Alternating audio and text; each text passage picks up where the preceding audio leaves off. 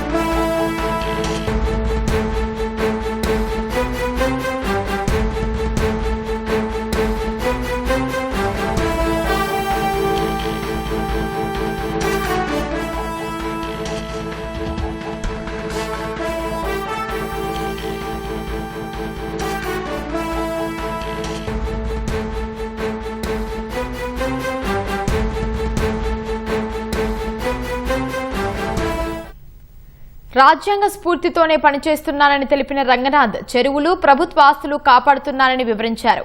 ఇక మరిన్ని వివరాలు మా ప్రతినిధి శ్రీకాంత్ అందిస్తారు. కోర్టు తీర్పుపై రంగనాథ్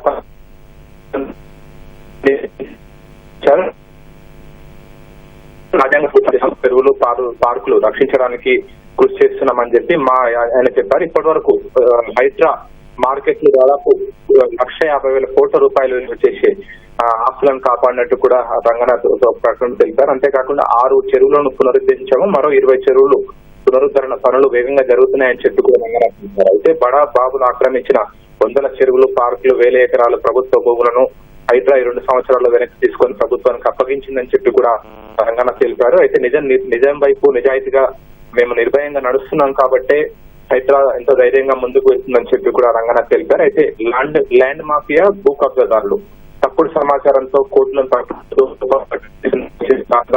రంగనాథ్ తెలిపారు. అయితే లోతుకుంట భూముల విషయంలోనూ దాదాపు 1,000 కోట్ల రూపాయల భూమిని శాంతా శ్రీరామ్ అనే రియల్ ఎస్టేట్ కంపెనీ కొట్టేయాలని చూసిందని, పర్మిషన్ లేకుండా 2,005 కోట్ల సంవత్సరాలు హెరిటేజ్ గుట్టలను బ్లాస్టింగ్, అంటే అక్కడ పురాతన గుట్టలు ఉన్నాయి, వాటిని కూడా బ్లాస్టింగ్ చేస్తున్నారు. కాబట్టి సేవ్ రాక్ సొసైటీ ఇచ్చిన ఫిర్యాదు మేరకు అక్కడికి వెళ్ళామని చెప్పి స్థానికులు ఇచ్చిన సమాచారంతో అక్కడికి వెళ్ళాము. కానీ కంటెంట్ మీద ఎప్పుడు కూడా హైడ్రా ఆ విధంగా కంప్లైంట్ వచ్చిన తర్వాత అక్కడికి వెళ్ళాము.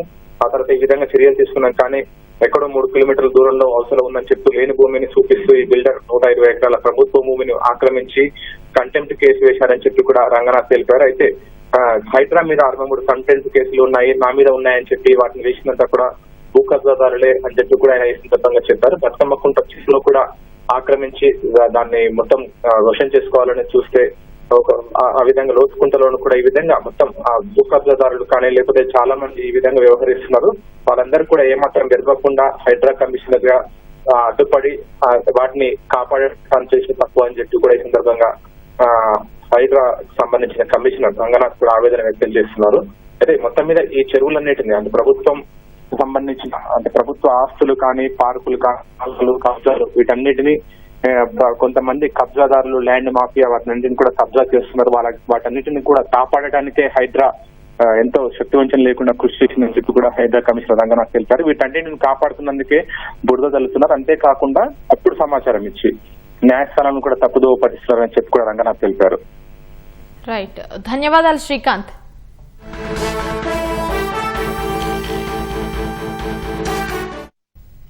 రెండేళ్ల కాలంలో హైడ్రా కమిషనర్ గా రాజ్యాంగ స్ఫూర్తిని అనుసరించి రాజ్యాంగంలోని ఆర్టికల్ 21, 48A ప్రకారం ప్రభుత్వ ఆస్తులు, చెరువులు, పార్కులు రక్షించినట్లు రంగనాథ్ తెలిపారు.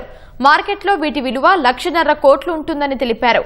6 చెరువులను పూర్తి స్థాయిలో పునరుద్ధరించామని పేర్కొన్నారు.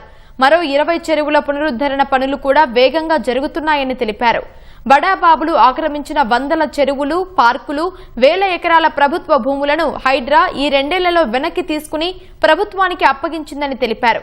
నిజం వైపు నిజాయితీగా, నిర్భయంగా, నిబద్ధతతో పనిచేస్తాం కాబట్టే హైడ్రాకు ధైర్యమని తెలిపారు. ల్యాండ్ మాఫియా, భూ కబ్జాదారులు తప్పుడు సమాచారంతో కోర్టులను తప్పుదోవ పట్టిస్తున్నారని ఆరోపించారు.